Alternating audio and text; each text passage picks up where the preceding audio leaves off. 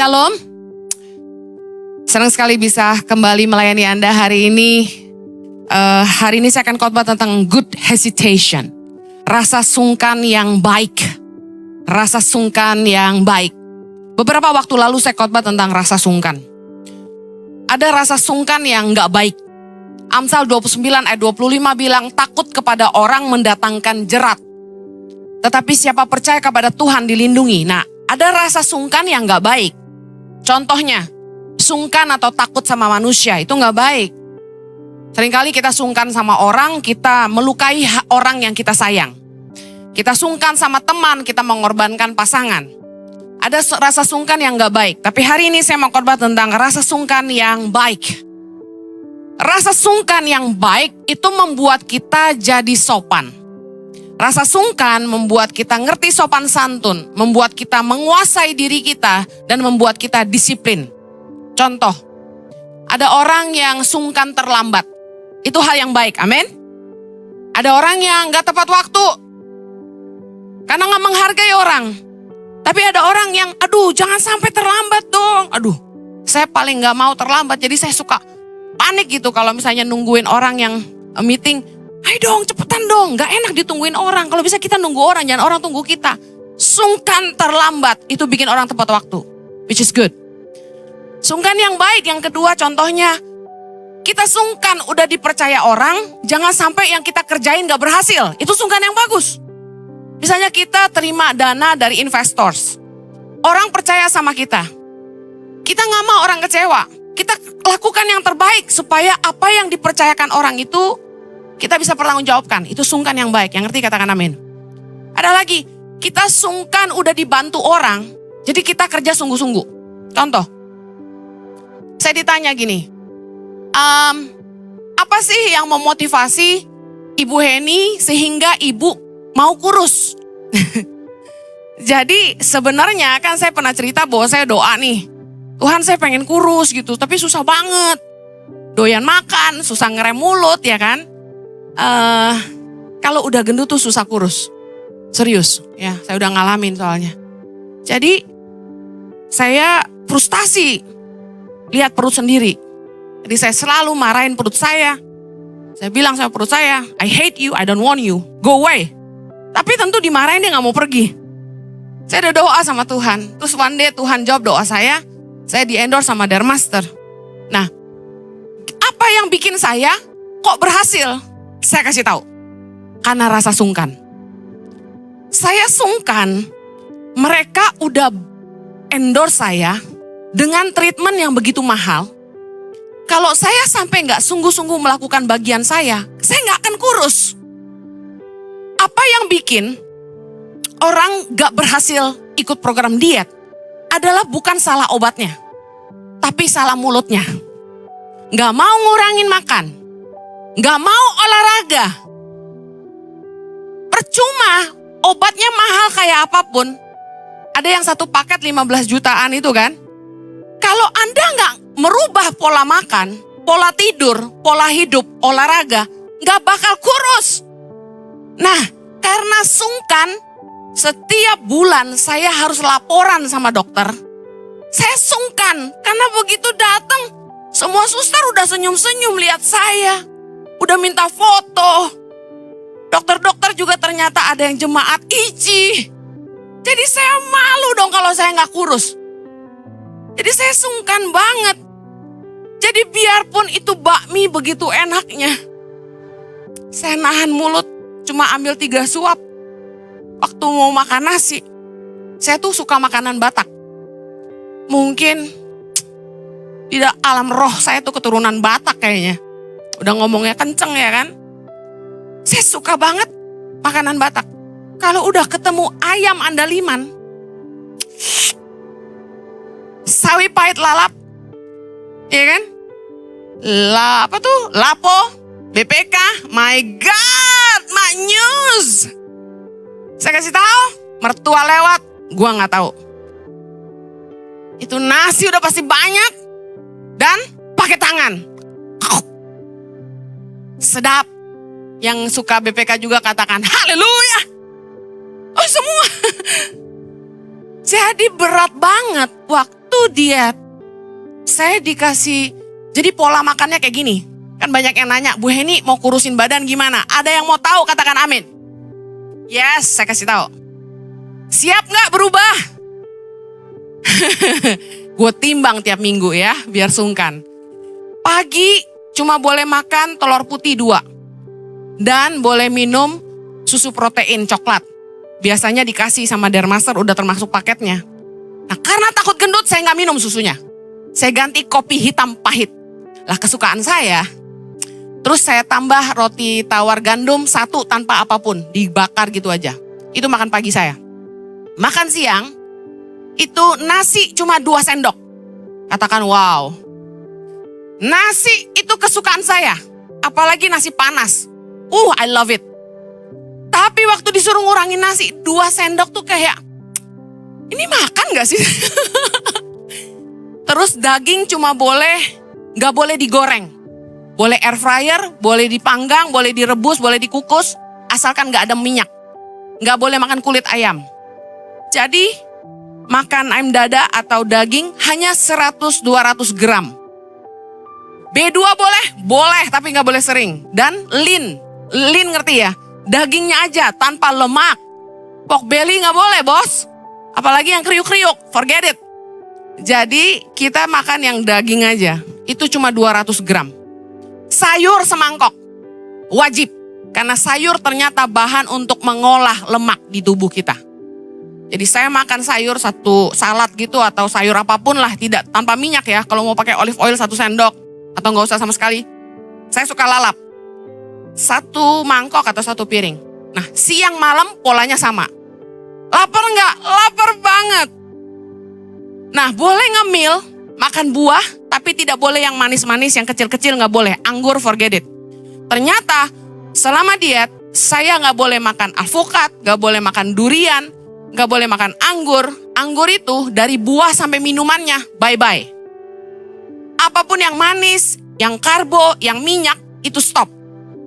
Dan olahraga setiap hari minimal 45 menit. Dan saya nggak suka olahraga. Jadi apa yang saya lakukan? Saya coba cari di YouTube. Emang nggak ada nih olahraga-olahraga yang asik gitu kan?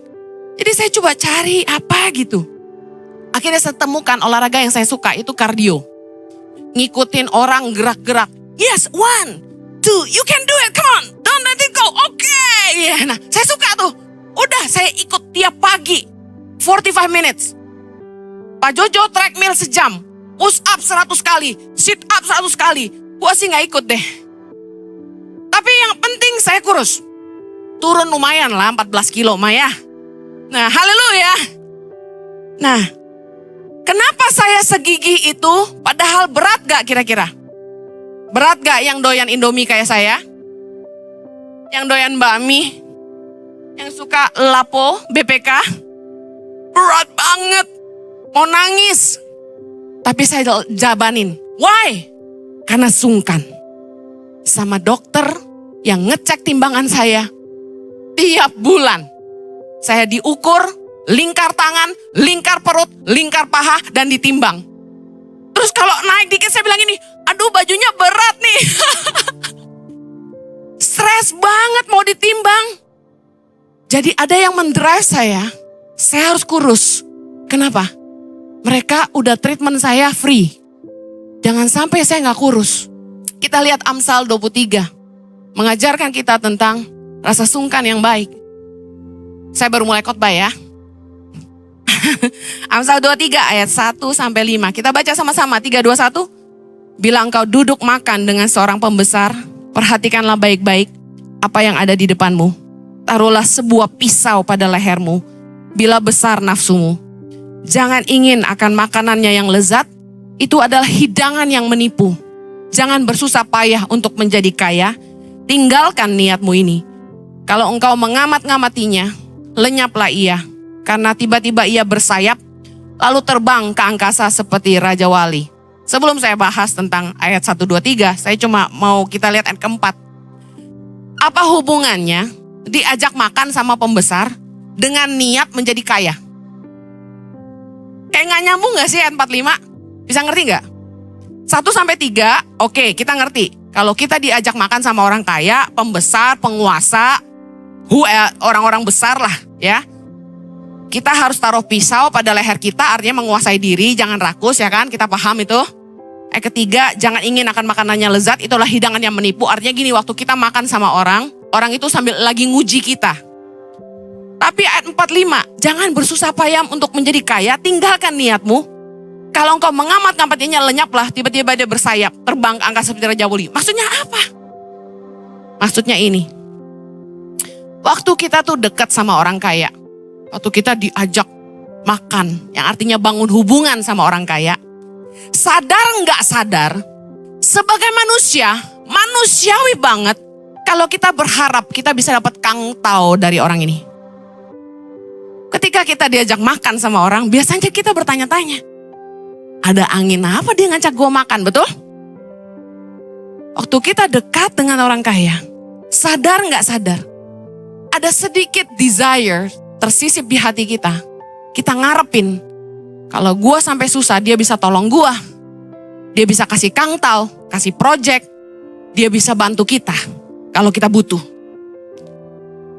Nah, luar biasa sekali, Amsal 23 ayat 3 tadi bilang, jangan ingin akan makanan yang lezat, itu adalah hidangan yang menipu. Ternyata orang kaya kalau makan sama orang, Raja Salomo ajarin kita, mereka itu ngelihat cara kita makan.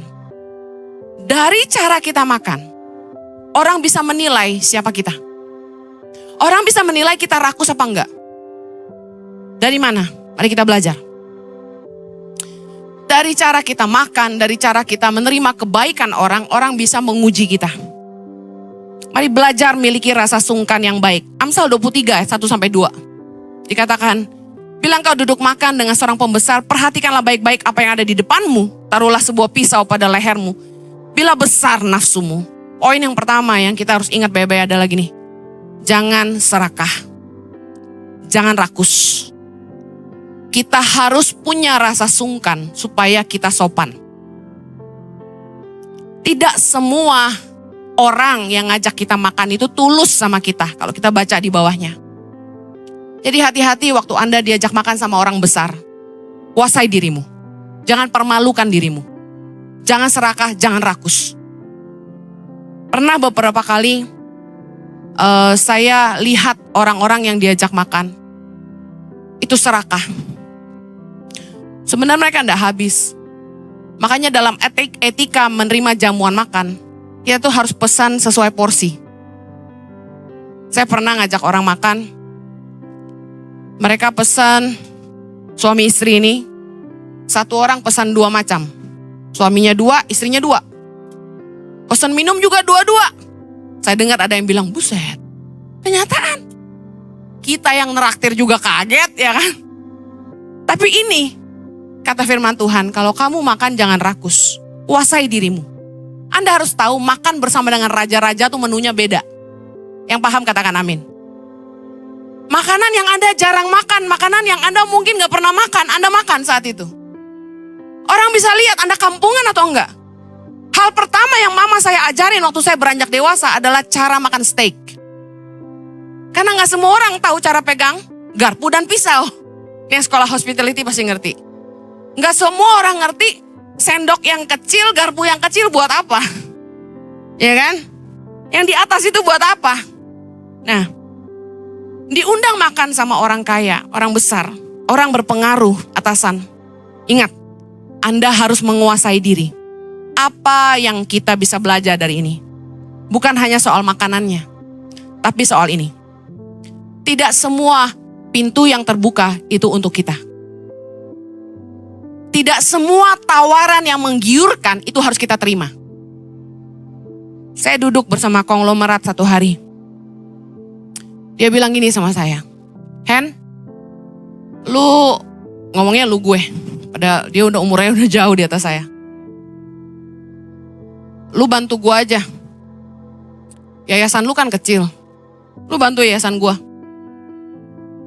Lu kerja sama gue kasih lu rumah, gue kasih lu mobil, lu bisa liburan ke Eropa, Israel, kemana aja lu mau pergi, gue bayarin. Lu pilih aja tuh, lu mau mobil apa? Ambil aja, dia bilang. Lu bantu gue urus yayasan gue, dia bilang. Ada 40 yayasan di bawah dia. Saya diam. Kan sama, misi lu nolong orang miskin, dia bilang. Di yayasan gue nolong orang lebih banyak dari lo, dia bilang. Karena duit gue lebih banyak dari lo. Dia bilang, gue punya banyak perusahaan yang dana CSR-nya miliaran, dia bilang. Lu gak usah cari dana, lu bantuin gue aja alokasiin dana. Lu filter-filter aja tuh proposal-proposal yang masuk dari pemerintah, dia bilang. Anda tahu kan, masih banyak tuh proposal. Saya diam. Saya sempat tergiur. Tapi saya bilang gini sama dia.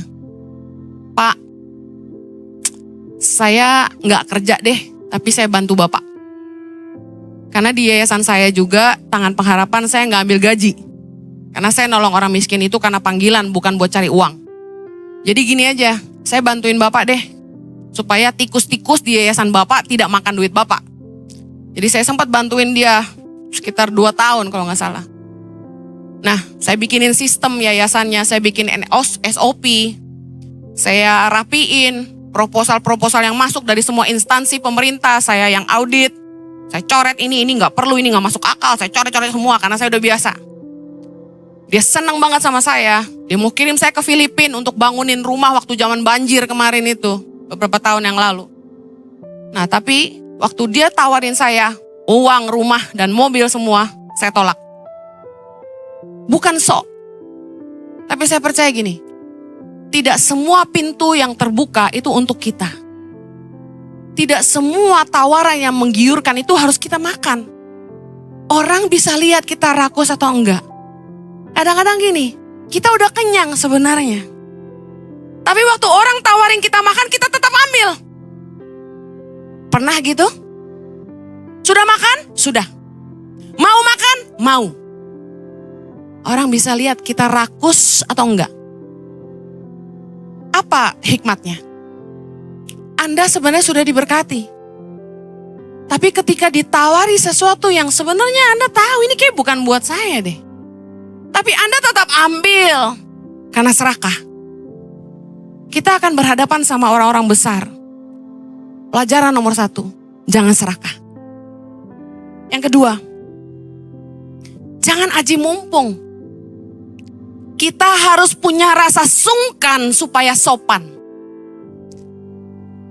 Jangan pernah memanfaatkan kebaikan orang. Jangan pernah memanfaatkan temanmu yang lebih kaya dari kamu. Saya kasih tahu, orang yang aji mumpung, satu hari akan dijauhin sama orang-orang. Kenapa? Karena kita selalu memanfaatkan mereka. Memanfaatkan kemurahan hati mereka. Dalam sebuah artikel di glints.com, kalau Anda cari, judulnya ini, Etika Makan Bersama Bos. Menarik sekali, salah satu poinnya adalah, jangan memesan yang lebih mahal. Jika bos kamu mengajak makan bareng, jangan pernah memesan makanan dan minuman yang lebih mahal dari yang dia pesan. Selain tidak sopan, kamu pun bisa dianggap sebagai seseorang yang tidak memiliki disiplin diri. Perlu kamu ketahui, apabila seorang bos mengajakmu untuk makan bersama, dia pasti yang akan membayar pesananmu. Satu kali saya punya staff, saya sama Pak Jojo ajak makan. Udah lama banget ya ini. Tiba-tiba dia bilang gini, saya kaget juga. Dia buka menu, dia bilang gini, saya mau pesan yang paling mahal, dia bilang gitu. Hah? Kaget saya, masih ingat ya sayang. Apa ya yang paling mahal ya? Ini real. Dia bilang kepiting. Kebetulan ada kepiting. Ya udah, saya bilang pesan aja, silakan. Kalau makan sama saya silakan, mau makan apa aja silakan. Dia pesan kepiting. Ibu makan apa? Dia tanya. Oh, saya bilang saya suka soto. Saya pesan soto. Bukannya saya pesan lebih murah, tapi saya pesan yang saya suka gitu loh. Akhirnya dia pesan kepiting, saya pesan soto. Terus waitressnya balik dan bilang gini, Pak, sorry, kepitingnya belum datang. Bisa pesan yang lain. Dia bilang gini, apalagi yang mahal? Ini gimana sih? Orang kalau makan kan pesan yang dia suka. Ini dia pesan pokoknya harus yang mahal. Karena apa? Aji mumpung. nggak mau rugi. Mumpung dibayarin. Berapa banyak orang yang mentalnya kayak gitu?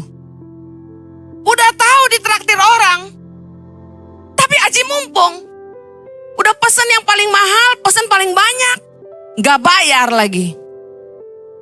Ingat, nomor 1, hikmat dari Amsal 231 ini. Jangan serakah, jangan aji mumpung. Yang berikutnya, belajar rasa sungkan yang baik. Yang berikutnya adalah ini. Jangan selalu maunya diberi, tapi kita harus belajar memberi juga.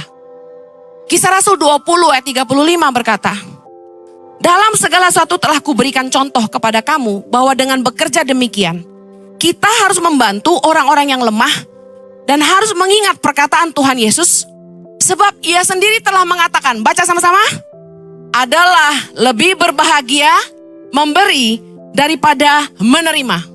Alkitab bahasa Indonesia menerjemahkan kurang tepat. Dalam bahasa Inggris, New King James Version dikatakan, Jesus said, it is more blessed to give than to receive. Perhatikan, it is more blessed to give than to receive. Yang artinya apa?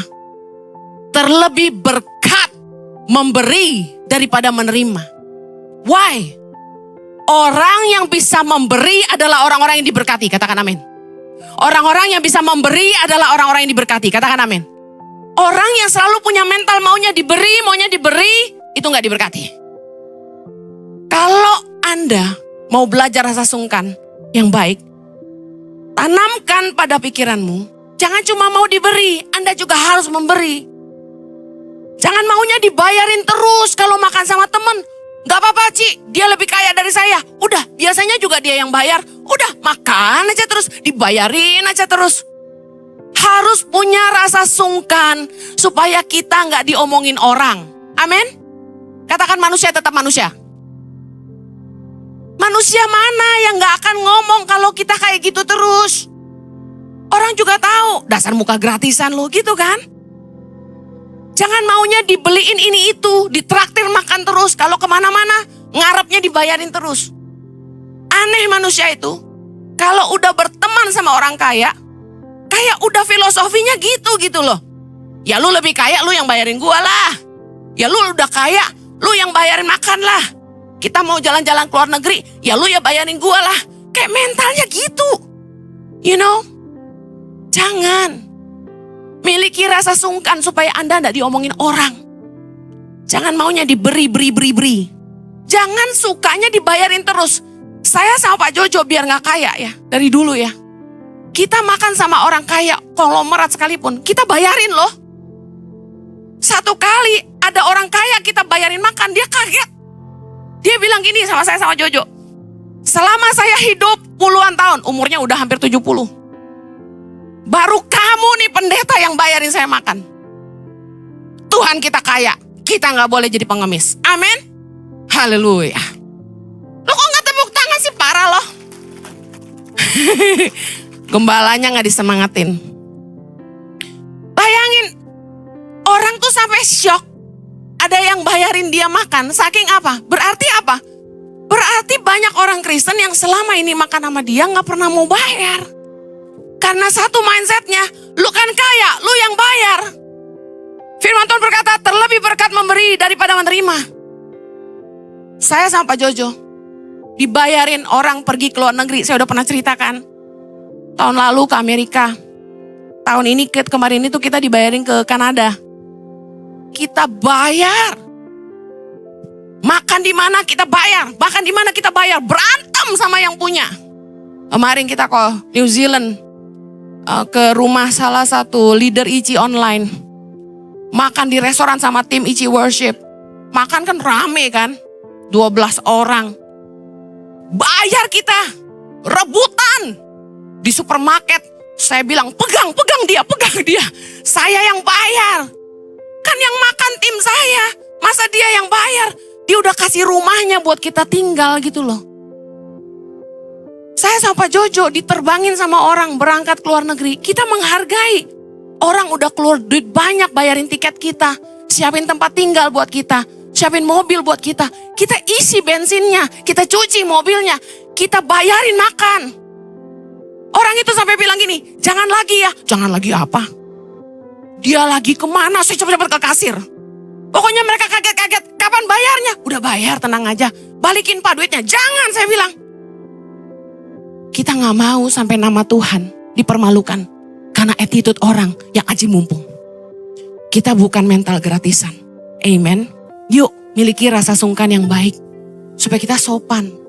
Jangan jadi batu sandungan. Yang terakhir. Mari belajar. Jangan selalu maunya dibantu. Tapi kita juga harus lakukan sesuatu. Katakan jangan hanya mau dibantu. Tapi lakukan sesuatu.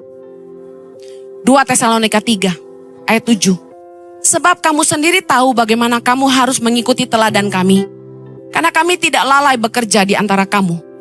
Dan tidak makan roti orang dengan percuma. Tetapi kami berusaha dan berjerih payah siang malam. Supaya jangan jadi beban bagi siapapun di antara kamu. Bukan karena kami tidak berhak untuk itu. Melainkan karena kami mau menjadikan diri kami teladan bagi kamu. Supaya kamu ikuti. Kita harus tanamin di mental kita. Jangan hanya mau dibantu, kita juga harus membantu orang. Jangan hanya maunya dilayani, kita juga harus mau melayani. Katakan amin. Udah dikasih tempat tinggal sama orang, kita harus tahu diri, harus mau bantu-bantu. Saya terima banyak DM-an di Instagram. Bu Heni, saya punya sepupu. Orang tua saya udah bantu dia kasih tempat tinggal di Jakarta. Tapi gak tahu diri bu. Makan tidur, gak pernah bantu. Kan jadi batu sandungan. Kalau kita tuh dibantu orang, tahu diri dong. Bantu bersihin rumahnya. Bantu isiin kulkasnya. Bantu bayar tagihan listrik air. Bantu cuci piring, bantu masak, bantu apalah. Jangan hanya mau dibantu, kita juga harus jadi berkat buat dia. Amin. Harus punya rasa sungkan supaya kita tidak jadi batu sandungan. Saya sedih waktu orang-orang dibantu, bukannya tahu diri tapi aji mumpung. Saya sama Pak Jojo dari dulu pelayanan, kami tidak pernah pilih-pilih. Mau ditaruh di pastori, kita tinggal. Mau taruh di ruko, kita tinggal. Mau taruh kita di Wisma, kita tinggal. Mau taruh di hotel, puji Tuhan. Mau tinggal di rumah jemaat, kita ayo. Tapi setiap kali kami pelayanan dan tinggal di rumah orang, satu hal yang saya tidak pernah lupa. Saya tidak boleh jadi batu sandungan. Saya harus menabur juga di rumah itu. Jadi waktu kami ditampung di rumah teman di Australia, saya bangun pagi-pagi. Padahal Anda tahu kami kok pelayanan tuh sampai malam banget, kurang tidur. Tapi saya bangun pagi-pagi. Apa yang saya lakukan? Saya bersihin dapurnya. Saya masakin buat dia. Saya ke supermarket. Belanja tuh ratusan dolar. Kalau udah di Australia tuh mahal banget. Satu troli $300 gak berasa loh. Masakin buat mereka sekeluarga. Dari makan siang sampai makan malam saya masakin. Saya isi penuh kulkasnya. Mereka sarapan apa saya liatin. Oh sereal, madu, roti. Oke, saya beliin, saya isiin. Setiap hari saya masak buat mereka. Sampai suaminya happy banget. Dia bilang istri saya gak masak tiap hari ya ini. Dia terpelihara ada saya katanya. Saya bersihin dapurnya. Orang di Australia itu kerja capek ya. Gak punya pembantu. Pagi kerja pulang malam. No time for themselves you know. Jadi waktu saya ada waktu. Saya ambil sikat, lap, sabun. Saya sikat lemari dapurnya. Karena mereka goreng-goreng minyak tuh nempel-nempel. Jadi lemarinya lengket semua. Lantainya kotor banget. Saya pel pakai tangan saya. Jendelanya saya sikatin. Semua pintu lemarinya saya gosokin sampai putih. Raknya saya rapiin. Susun apanya rapi deh. Saya orangnya kan jijian. Jadi harus rapi. Saya vakum rumahnya. Saya cuci kamar mandinya. Saya kalau mandi di rumah orang. Itu rambut saya pungutin. Gak boleh satu lembar pun tersisa di lantai. Debu saya lapin. Saya bersihin, saya pastiin. Setelah mandi, itu shower kering kamar mandi. Jangan sampai orang masuk kamar mandi. Uap sauna. Saya bersihin. Saya kasih tahu. Puji Tuhan. Kemana-mana saya pergi. Nama Tuhan gak dipermalukan. Orang senang terima saya. Orang senang saya melayani. Bahkan mereka rebutan, tinggal rumah saya aja. Lumayan ada bibi aplusan. Tapi saya mau akhiri dengan ini. Kalau kita mau hidup jadi berkat, sebenarnya sederhana. Yang saya khotbahin ini hidup sehari-hari. Rasa sungkan yang baik adalah kita gak boleh serakah. Kita harus sungkan supaya sopan. Yang penting katakan amin. Kita jangan hanya mau diberi, tapi kita harus juga mau belajar memberi. Sungkanlah. Masa udah dibayarin orang, kita maunya semua terima gratis. Ayo belajar memberi. Yang terakhir, jangan hanya mau dilayani, jangan hanya mau dibantu. Orang bisa aja merasa so artis.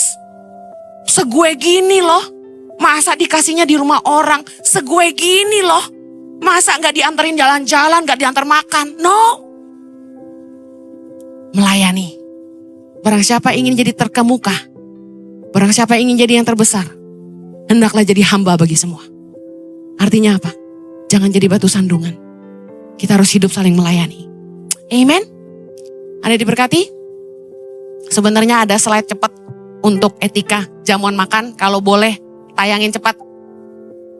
2 menit aja. Yang pertama, kalau Anda diundang orang makan, datanglah sesuai undangan. Jangan diundang berdua yang datang serumah. Perhatikan itu baik-baik. Yang berikutnya, ya, yang kedua, yang menjamu yang memesan. Jangan orang yang bayar Anda yang pesen. Ingat, yang ngundang yang pesan. Kalau ditanya, mau makan apa? Bilang gini, saya ikut aja. Ayo latihan, mau makan apa?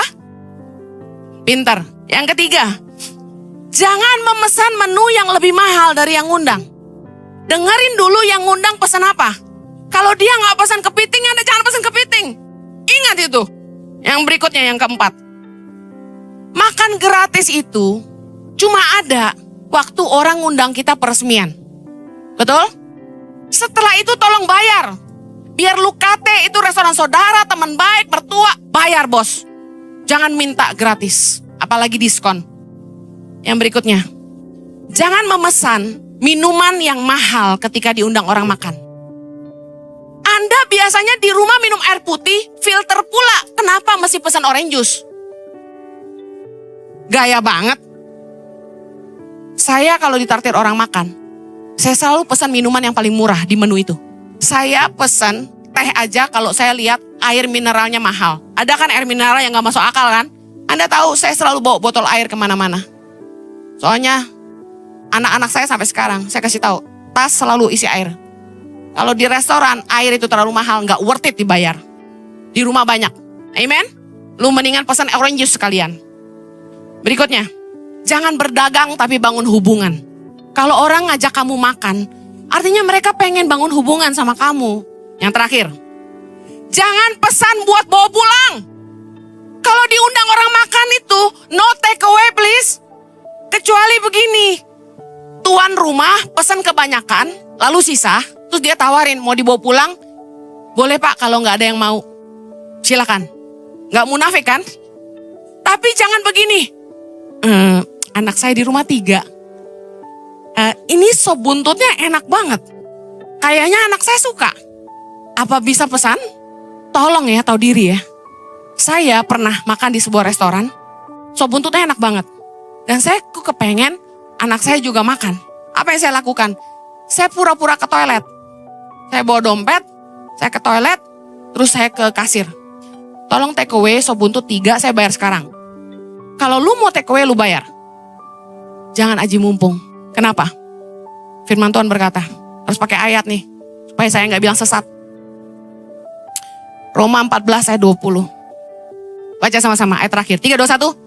Janganlah engkau merusakkan pekerjaan Allah oleh karena makanan. Segala sesuatu adalah suci. Tetapi celakalah orang jika oleh makanannya orang lain tersandung. Katakan amin. Kita berdoa. Bapa di surga, kami bersyukur. Kami percaya bahwa kami dipanggil untuk jadi berkat. Katakan aku dipanggil untuk jadi berkat. Kami tidak mau jadi batu sandungan. Kami berdoa. Kasih kami hati yang murni, hati yang tulus. Kami tidak mau jadi orang yang serakah. Kami juga mau Tuhan hidup kami jadi berkat. Terlebih berkat memberi daripada menerima. Dan kami juga mau melayani orang lain, membantu orang lain, gak cuma dibantu dan dilayani. Tolong kami supaya hidup kami tidak jadi batu sandungan buat orang lain. Di dalam nama Yesus kami berdoa. Amen. Are you blessed? God bless you.